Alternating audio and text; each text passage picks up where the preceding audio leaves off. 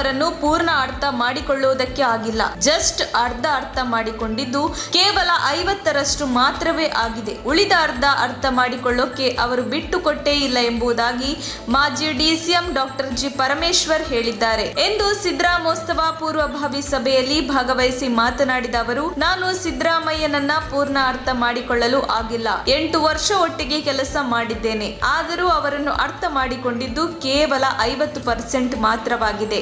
50% ಕಡಿಮೆ ಆದ್ರೂ 60% ಅಂದುಕೊಳ್ತೇನೆ. ಉಳಿದ 40% ಅರ್ಥ ಮಾಡಿಕೊಳ್ಳಲು ಅವರು ಬಿಟ್ಟುಕೊಟ್ಟಿಲ್ಲ ಎಂದು ಹೇಳಿದರು. ಇನ್ನು ಅವರ ಸಾಮಾಜಿಕ ಬದ್ಧತೆ ಬಗ್ಗೆ ನನಗೆ ಮೆಚ್ಚುಗೆ ಇದೆ. ಕಾಂಗ್ರೆಸ್ ಅಂದರೆ ಕಾಶ್ಮೀರದ ಕನ್ಯಾಕುಮಾರಿಯವರೆಗೆ ಪಕ್ಷದ ಧ್ವಜ ಹಿಡಿಯಲು ಜನ ಇದ್ದಾರೆ. ಈ ಸಮಾವೇಶದ ಮೂಲಕ ಕಾಂಗ್ರೆಸ್ ಬಗೆಗಿನ ನಮ್ಮ ಬದ್ಧತೆಯನ್ನು ತೋರಿಸಬೇಕು. ಯಾವುದೇ ರೀತಿಯ ಅನುಮಾನಕ್ಕೆ ಅವಕಾಶ ಮಾಡಿಕೊಡಬಾರದು ಎಂದು ತಿಳಿಸಿದರು. ತಕ್ಷಣ ಬೇಕಾಗಿದ್ದಾರೆ.